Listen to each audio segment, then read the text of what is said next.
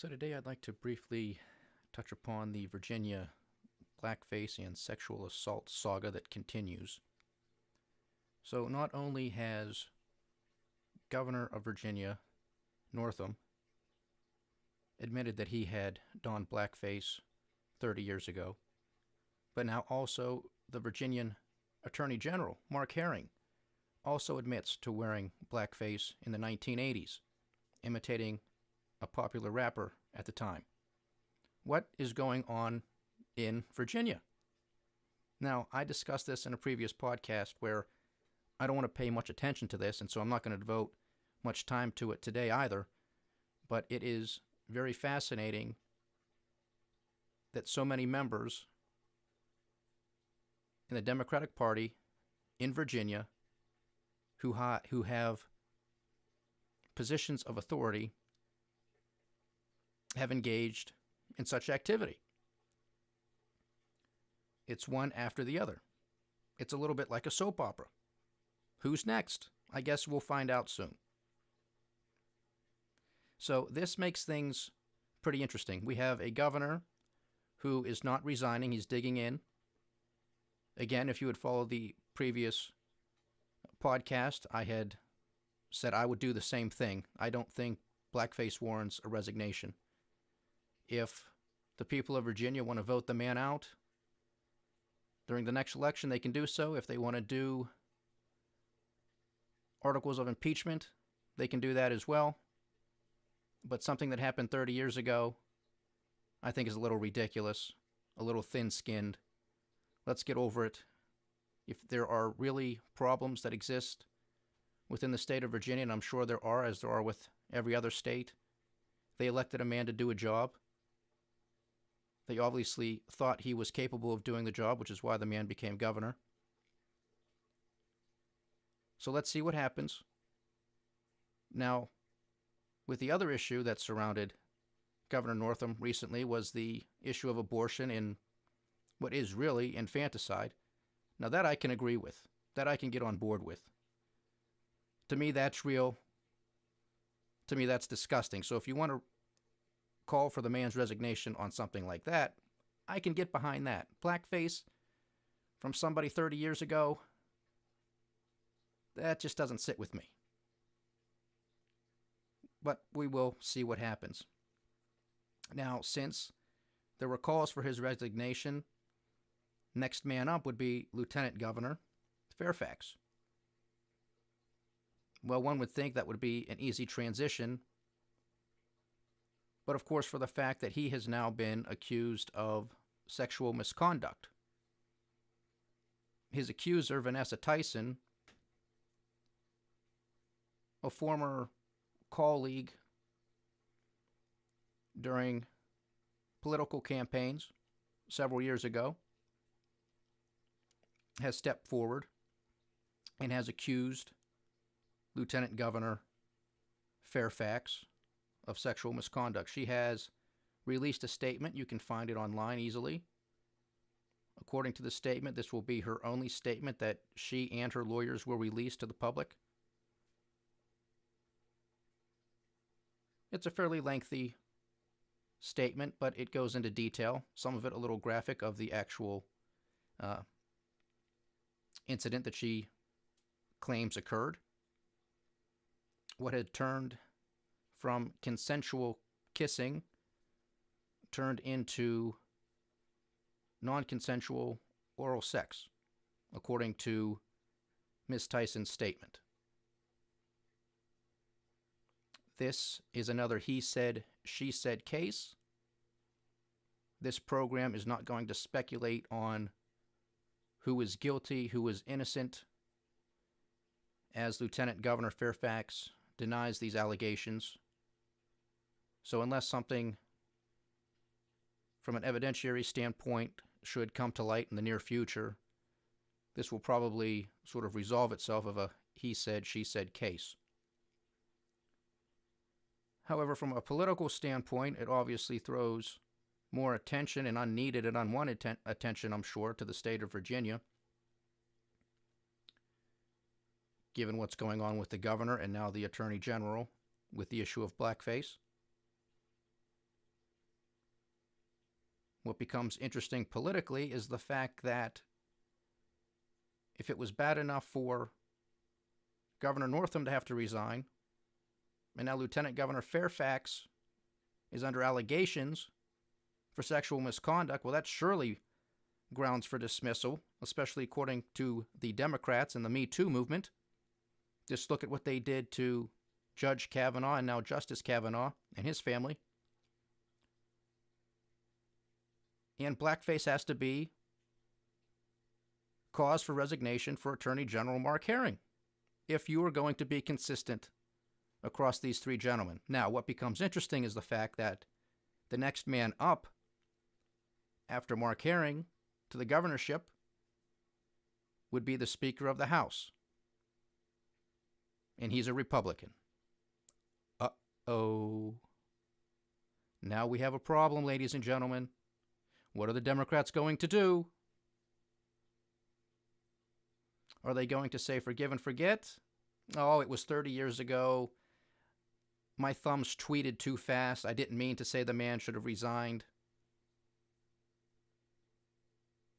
He's perfectly fine, capable and suitable to be governor of Virginia.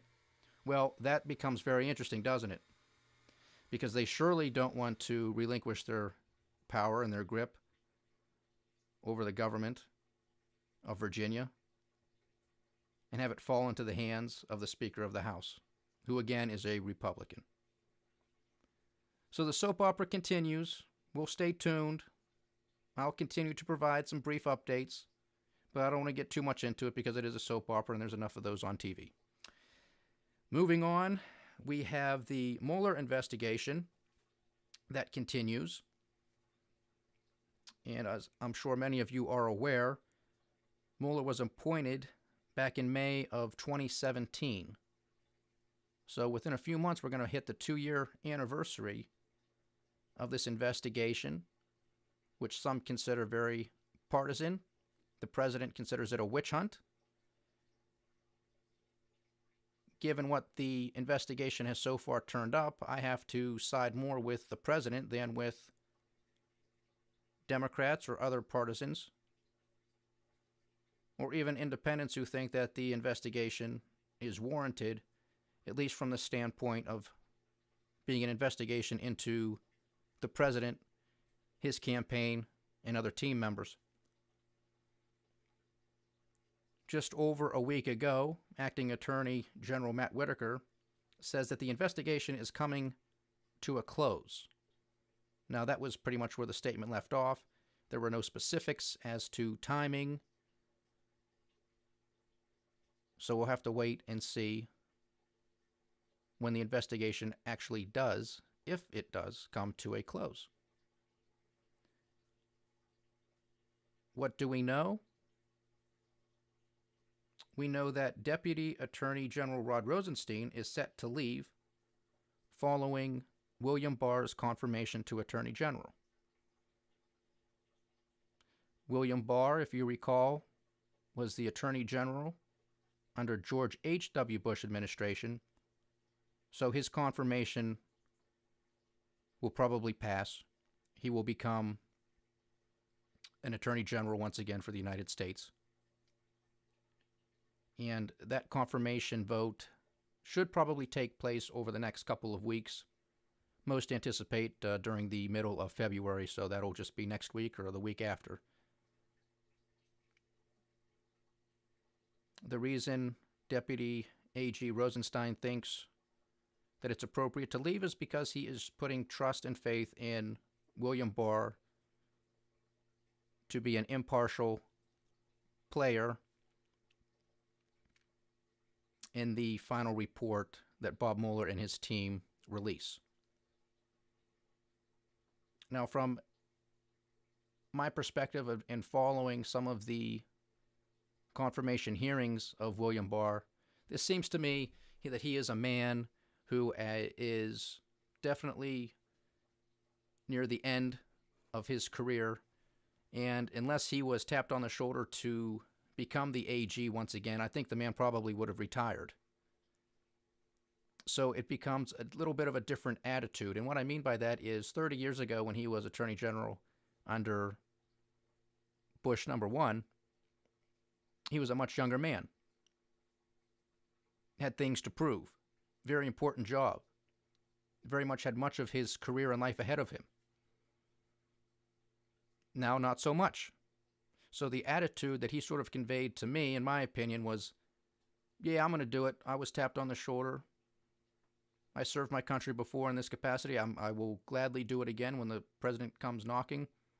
That's an honor. That's a privilege. I can do this. But it was one that was very much relaxed, in my opinion. He's not going to be bullied around. He's not going to allow politics to dictate how he behaves, which is how it should be to begin with.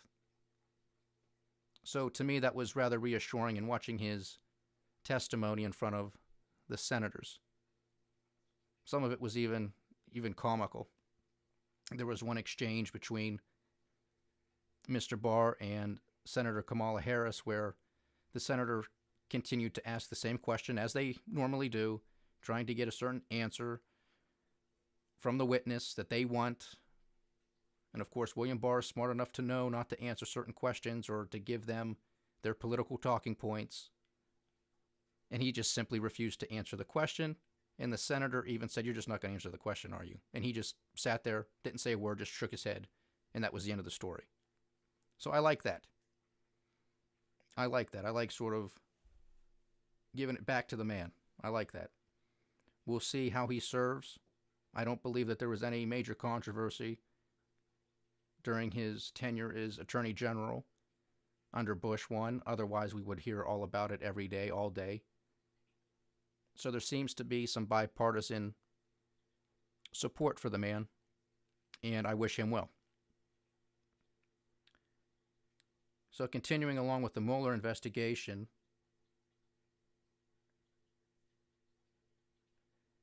and the comments from Acting Attorney General Matt Whitaker, he also claimed that the Justice Department will handle the findings of the special investigation and will release those findings in accordance with precedent and the tradition of other special investigations. Now, this quickly drew the ire of some Democrats who said, well, we don't trust Acting Attorney General Matt Whitaker. There's no way he can be impartial. So we don't want him fiddling with this information. Some of them went so far to say we don't even want him involved knowing what's going on because according to Matt Whitaker's statement, he has been briefed, he has been notified by Bob Mueller and his team as to what's going on in the investigation, where it stands, and obviously very confidential and classified information. So again, this is becoming political. Of course, the Democrats said, well, perhaps Matt Whitaker came out and made this statement that the investigation is coming to a close in the near term because that's a talking point coming from the White House, and that's sort of a way to sort of coach and sort of handhold the public in saying, okay, it is finally coming to a close, when in fact, that might not be true. I would hope as it nears the 2-year anniversary that it is true, that this investigation is starting to wind down. We know that there are many prosecutors on the team who have now left, went back into private practice or into other business entities. So that typically signals that the investigation must be winding down because the prosecutors on the team are leaving, and so the only few that are left are capable of handling the workload that still exists. What else do we know about the Mueller investigation at this time? What have they found? What have they done? Who have they prosecuted? What charges have they levied against individuals and businesses or countries? Well, we know that Paul Manafort, President Trump's, then candidate Trump's, campaign manager for a short time, or campaign chairman for a short time, was arrested, charged, tried, and convicted. Of course, it had nothing to do with Russian collusion or Russian interference, but rather things to do with the Foreign Agent Registration Act and Mr. Manafort not dotting the I's and crossing the T's on all of his paperwork. And of course, the man is back in the news because now he allegedly lied to the special prosecutor, which went against his sentencing for leniency. So now that has to be looked into to see if he broke those terms of his sentencing, to see if he'll spend further time, be charged with something else. Again, another soap opera. Again, something that has nothing to do with Donald Trump. Yes, the man knew Donald Trump. Yes, the man worked for the Trump campaign.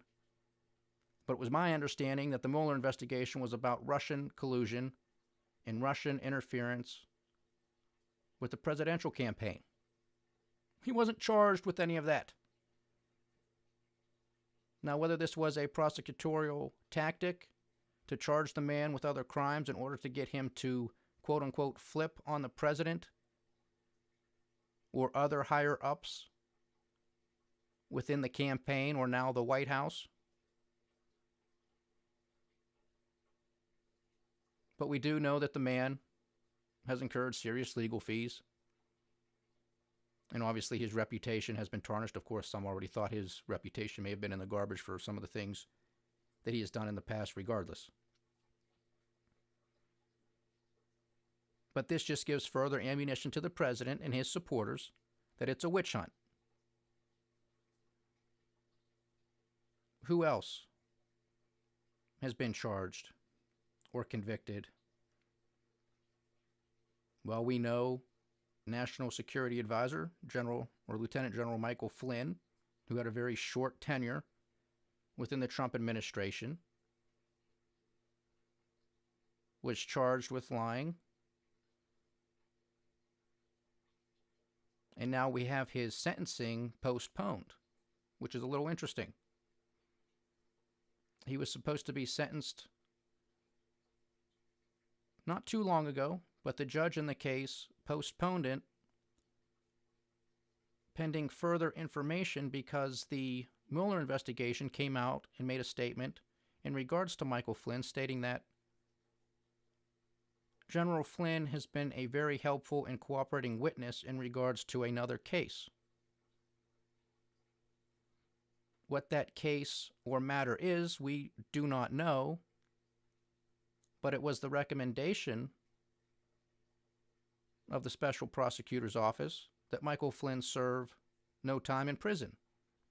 So one would think that whatever information the general is providing to the Special Prosecutor must be pretty good information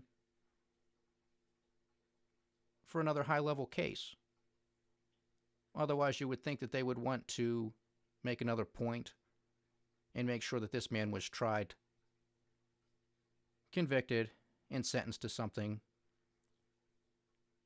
to perhaps intimidate other members who are being investigated.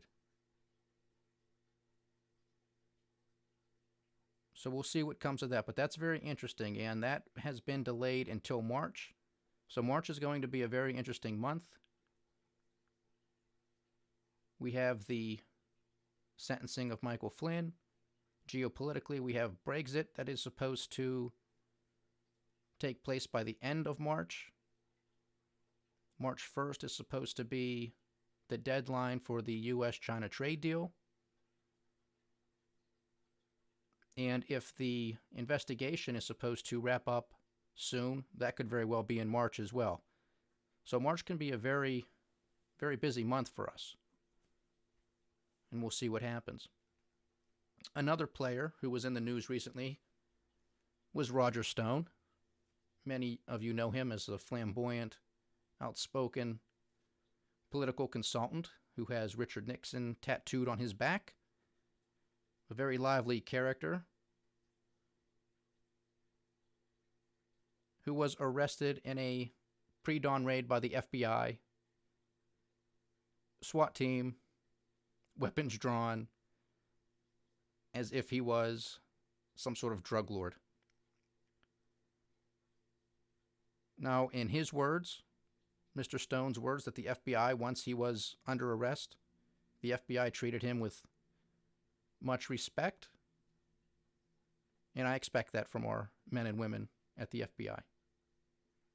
And I'm happy that Mr. Stone made such a statement to sort of maybe tone down some of the rhetoric that existed out there, because there were a lot of people who were very upset that the FBI raided Mr. Stone at his home in such a manner. What's the crime? Roger Stone perhaps lied to the special counsel and had information from WikiLeaks, was in communication with Julian Assange of WikiLeaks or other members of WikiLeaks, which is not a crime, by the way. Many major news outlets have interviewed Julian Assange, have released and reported on the releases of WikiLeaks, which is my understanding that WikiLeaks has a very successful rate of accuracy in their reporting, which is something that should be much admired by a lot of the media that exists today, where fake news, I wish, didn't hold true in a lot of aspects, but unfortunately it does. So Roger Stone, arrested, pre-dawn raid, machine guns drawn, as if you're watching an action movie, only several hours later to be released under his own signature under a surety bond. Why? Because the man's not violent. He wasn't a flight risk.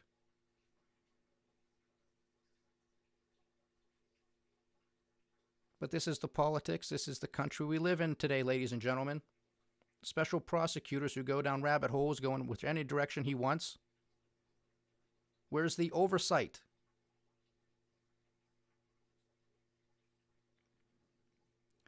It's mind-boggling, but it continues. You also have another member, you may recall George Papadopoulos, who was a low-level advisor to the Trump campaign. I believe it had to do with energy policy. Well, what did he do? He lied to the FBI. He was charged, tried, convicted, and I believe he served 14 days in prison. And now that's over. We have been told for going on 2 years from a formal investigation standpoint, but even longer than that from the mainstream media hysteria, that for all intents and purposes, Donald Trump is a Russian agent. Can't prove it. All of the people around him had nothing to do with anything with Russia.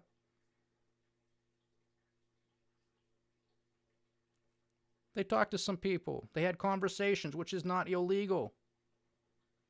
Hillary Clinton had conversations with the Russians.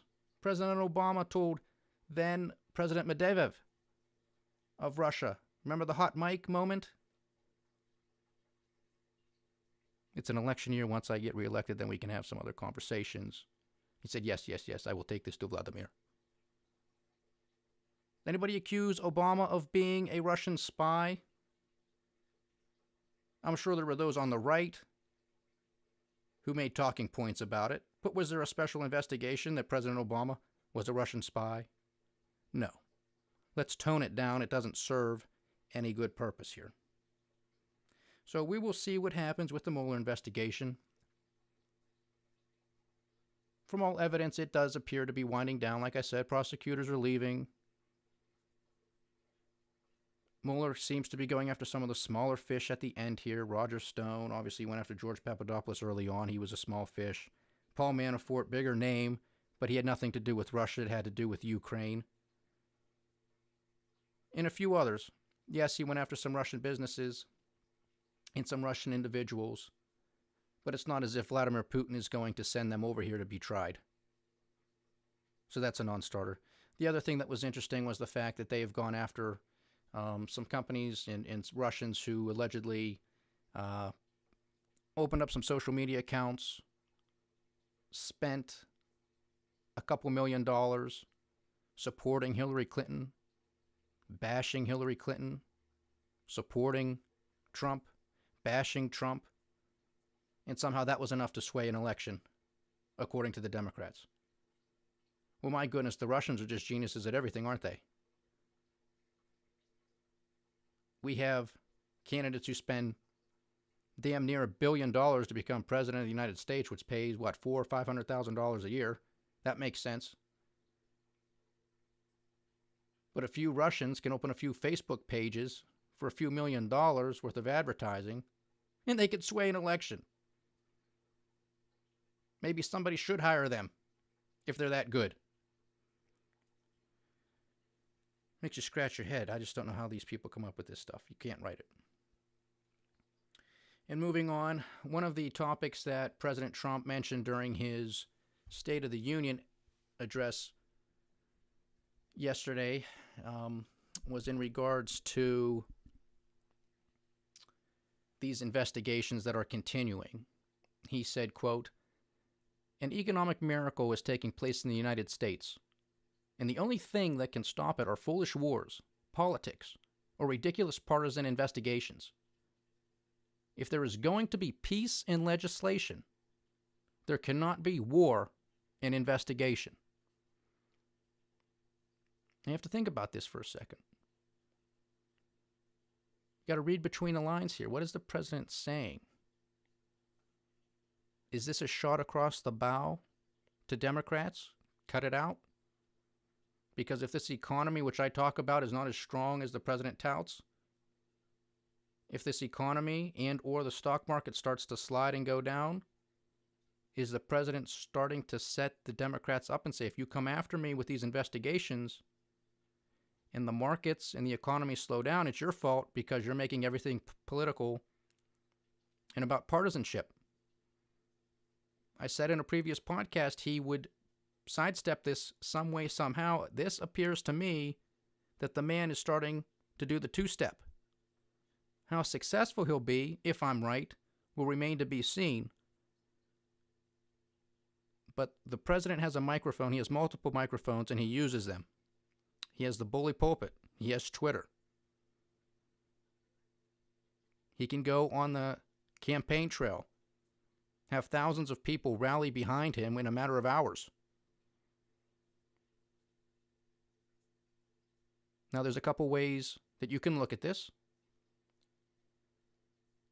You can say, especially if you're a Trump supporter, that the president is sick and tired of these investigations, and who could honestly blame him, even if you are rabidly against the president and suffer from Trump derangement syndrome, which is a real condition, by the way. That the investigations that this man has been dealing with for over 2 years now, I mean, how the man gets up every morning and just keeps moving is an accomplishment in and of itself, in my opinion.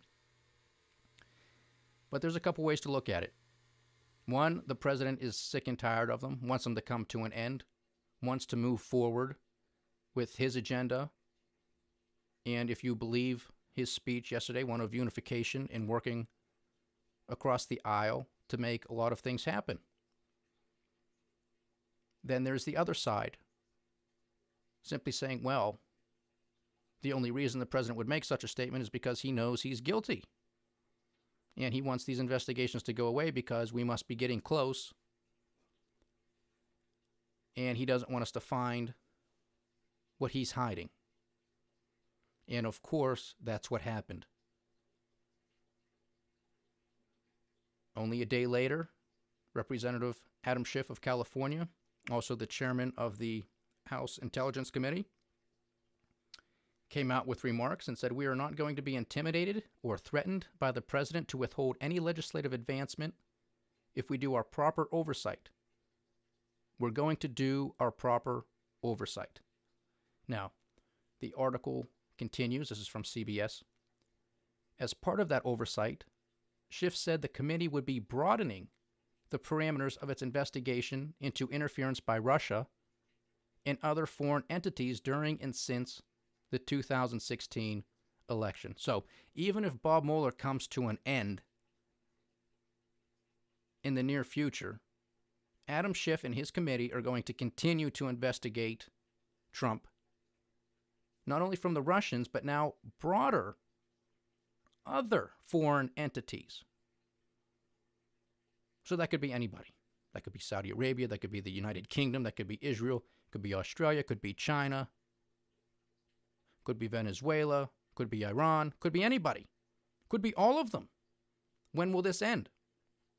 I think what's happening here, ladies and gentlemen, is the Mueller investigation is not going to find much of anything because so far they haven't. And the Democrats know this, and they're trying to do damage control and keep the energy moving in their direction to say, look, we know, oh yeah, come on guys, we know just as much as you do that Trump is guilty of something. Just a matter of time until we find it. And they're just going to keep this narrative going. Now, I think the president sent them a warning shot last night saying we have a strong economy, and if you keep this up, it's not going to be so good for the economy. He knew, the president knew damn well that the Democrats would not sit on their thumbs and do nothing. He knew that Adam Schiff, Minority Leader of the Senate Chuck Schumer, who also came out and made statements in regards to the president saying, let's call off these investigations. We're not going to call off these investigations. Only a guilty person would say such a thing. So the partisanship is going to continue. It will get nasty, mark my words. And if this economy and if the stock market starts to slip, the Democrats are going to get the blame. Will the American people buy it? That's up for you to decide. Thanks for joining me today, ladies and gentlemen. This is the Capitol News. I am Alex Karitis. Take care.